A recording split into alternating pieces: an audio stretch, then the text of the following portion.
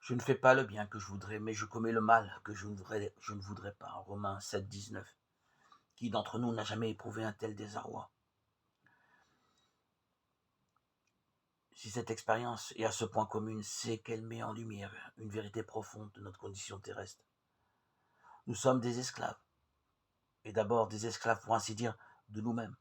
C'est l'esclavage de la chair, esclavage de nos passions, de nos pulsions, esclavage qui prend volontiers aujourd'hui la forme des addictions. Nous faisons aussi l'expérience de l'esclavage du regard des autres, de cette extraordinaire difficulté que nous avons à réagir librement devant les mécanismes de masse et les phénomènes grégaires.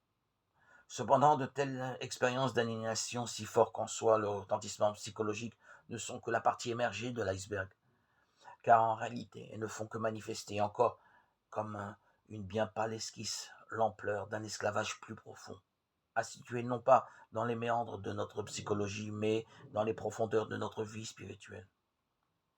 L'esclavage du péché et de la mort sont corollaires.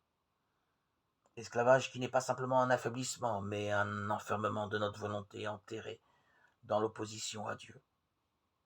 L'autonomie pure est une illusion. L'homme choisit toujours un maître. Soit il appartient filialement à Dieu, soit il appartient servilement aux démons. Il n'y a pas d'autre alternative. Le fruit de l'esclavage du péché, c'est donc bien plus que l'insatisfaction psychologique de n'être pas parfaitement maître de soi. C'est la séparation de Dieu, dont la conséquence ultime est la perte de la vie éternelle. Telle est la prison où nous gisons, attendant notre délivrance.